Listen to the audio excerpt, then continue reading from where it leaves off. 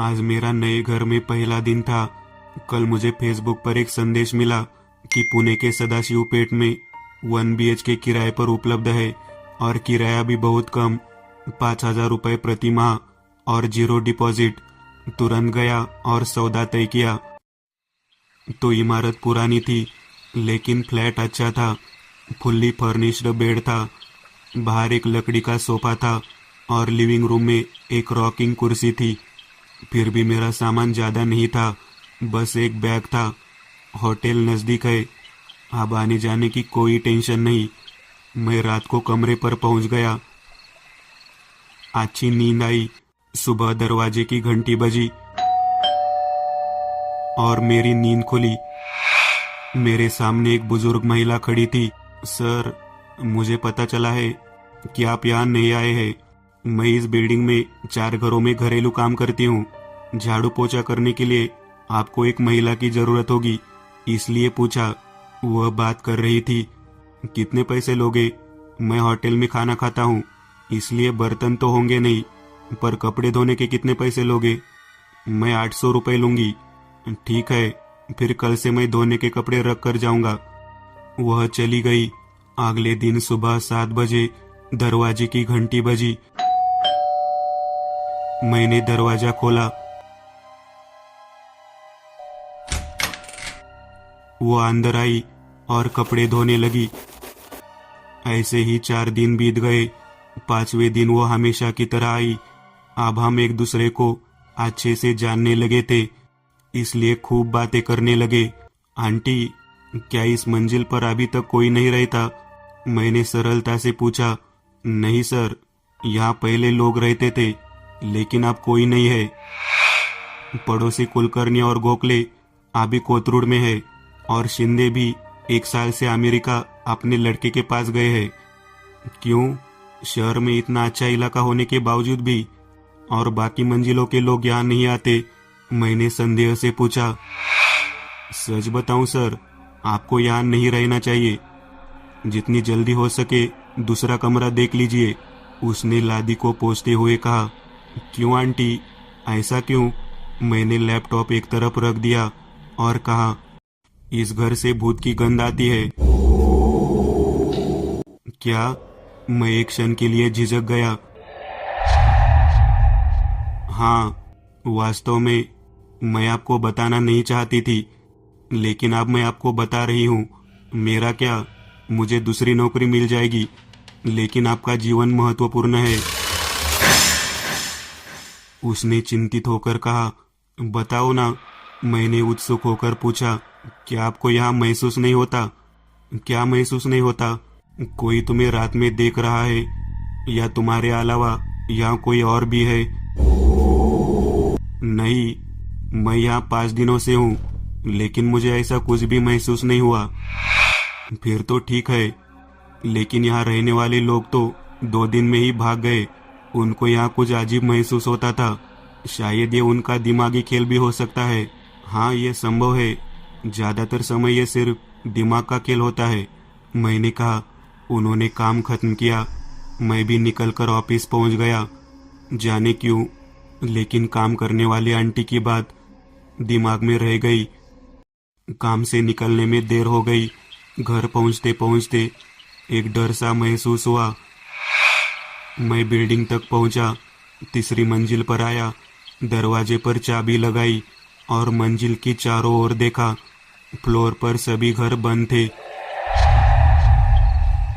मुझे सुबह पता चला था कि वे क्यों बंद थे, इसलिए मुझे अंदर जाने से डर लग रहा था। मैंने सावधानी से दरवाजा खोला, लाइट जलाई। घर शांत था।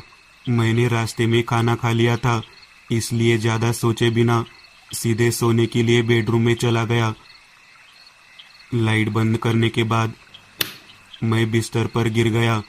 भगवान का नाम लेते हुए मुझे कुछ देर के लिए नींद आ गई। समय के साथ मेरी आंख लग गई।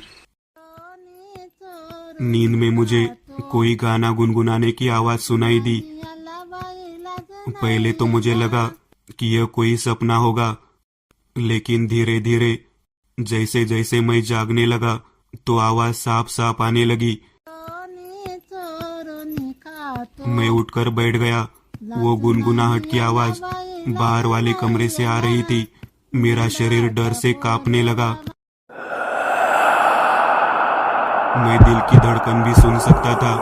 मैंने हिम्मत करके बेडरूम का दरवाजा खोला और बाहरी कमरे में कदम रखा। कमरे की खिड़की के पास रॉकिंग चेयर पर कोई बैठा था और कुर्सी हिल रही थी। वो उस रॉकिंग कुर्सी पर पीछे की ओर खिड़की की ओर मुंह करके बैठ गई तो उसका चेहरा नहीं दिख रहा था। वो एक पुराना गीत गुनगुना रही थी। मैं उसकी आवाज से बता सकता था कि वह एक बूढ़ी औरत होगी। मैं एक एक कदम उस कुर्सी की ओर चलने लगा। अब वो उठी और धीरे धीरे रसोई में चली गई। उसके हाथ में ऊन का एक गोला था, मानो वह किसी के लिए स्वेटर बुन रही हो। वो किचन में गई। वह सब देखकर मेरा शरीर कांप रहा था, गला सूख रहा था, लेकिन मेरी रसोई में जाने की हिम्मत नहीं हुई क्योंकि मैं स्वचालित रूप से हिलती हुई कुर्सी से बता सकता था कि उस कमरे में अभी भी वही अस्तित्व बाकी था। मैं पसीने होते हुए जल्दी से अपने शयन कक्ष में घुस गया और दरवाजा अंदर से बंद कर लिया। मुझे ऐसा लग रहा था जैसे मैं भाग जाऊं। मैंने घड़ी देखी, 3:30 बज रहे थे। मैं बिस्तर पर बैठ गया। मुझे नहीं पता था कि क्या करूं। मैं बिस्तर पर बैठा रहा और भगवान का नाम लेता रहा। लगभग आधे घंटे के बाद मैं लेट गया और देखते देखते मेरी आंख लग गई। कुछ ही मिनट बीते होंगे। बाहरी कमरे से एक तीखी चीख मेरे कानों में पड़ी और मेरा दिल बैठ गया। मुझ में बाहर जाकर देखने की हिम्मत नहीं थी कि क्या हुआ। अचानक फिर से सन्नाटा छा गया। मैं सांस लेकर राहत की सांस लेने ही वाला था, तभी मेरे कानों के पीछे से गुनगुनाहट की आवाज आने लगी। इतना करीब, मानो वह मेरे पीछे बैठकर गीत गा रही हो। मैं सावधानी से पीछे देखता हूँ। एक बूढ़ी औरत मेरी तरफ पीठ करके बैठी थी। मैं उसका चेहरा नहीं देख सका। मैं सदमे से जाग गया। मैं शयन कक्ष से बाहर भागा और देखा कि वही बूढ़ी औरत उसी कुर्सी के पीछे बैठी है। मेरी आंखों के सामने अंधेरा छा गया। मैंने दरवाजे की घंटी की आवाज सुनी। मेरी आंख खुली। सुबह का समय था और मैं बाहरी कमरे में फर्श पर लेटा हुआ था। मैं खड़ा हुआ और दरवाजा खोला। वहां नौकरानी आंटी थी। मेरी जान में जान आ गई। आंटी का आना बड़ा सहारा था। क्या सर, कैसे आप? आंटी अंदर आई और पूछा। आंटी, कल रात मैंने क्या भयावह दृश्य देखा, मैं ये नहीं बता सकता। मैंने आंटी को रात की घटना बताई। मेरा मतलब, लोग जो कहते हैं वह सच है। उस महिला की आत्मा यहाँ फंस गई है। वह किसी को भी यहाँ जीवित नहीं रहने देगी। आंटी ने कहा। महिला? कौन महिला? यहाँ रहने के लिए एक बूढ़ी औरत थी और उनकी देखभाल के लिए एक महिला थी। एक दिन दोपहर में किसी ने घर में घुसकर महिला की हत्या कर दी। मृत शरीर उसी कुर्सी पर घायल अवस्था में पड़ा हुआ था। तब से इस घर का मालकिन ने यहाँ आना बंद कर दिया। मकान बिक गया, लेकिन किराएदार टिक नहीं रहे थे क्योंकि यह अजीब लगता है। आंटी ने कहा। मैं भी आज यहाँ से जा रहा हूँ, मुझे यहाँ नहीं रहना। मैंने कहा। मैं अंदर गया, कपड़े बदले, बैग भरा, कपड़े बैग में रखे और श्रीकांत को फोन किया। उसने कहा, ठीक है, मैं कुछ दिन उसके साथ रह सकता हूँ। तो सुनकर अच्छा लगा। आंटी और मैं ताला लगाने के लिए बाहर आ गए। आंटी बाकी काम करने के लिए ऊपर चली गई। मैं सीढ़ियों से नीचे उतरने लगा। मालिक को फोन किया और बताया कि मैं फ्लैट छोड़ रहा हूँ और चाबी लेकर आ रहा हूँ। मैं बिल्डिंग के नीचे आ गया। मालिक फोन पर मुझसे बहस कर रहा था। कि वो 1 महीने का किराया वापस नहीं करेगा जो मैंने उसे एग्रीमेंट भुगतान किया था। आदि छत पर खेल रहे एक लड़के की गेंद मेरे सामने गिरी और मैंने ऊपर देखा और मैं चौंक गया क्योंकि मैंने देखा कि मेरा बटुआ फ्लैट में रह गया है। मैं फ्लैट पर वापस आ गया, चाबी से ताला खोला और फ्लैट के अंदर चला गया। उसने बेडरूम की मेज पर रखा बटुआ उठाया और अपनी जेब में रख लिया। तभी रात की गाने की आवाज मेरे कानों में पड़ी और मेरा शरीर कांप उठा। वो आवाज बाहर वाले कमरे से आ रही थी। मैं बाहर जाने के लिए तैयार होकर अपना बैग कंधे पर रखकर बाहरी कमरे में आ गया। बुढ़िया पीछे की कुर्सी पर बैठी थी और गीत गा रही थी।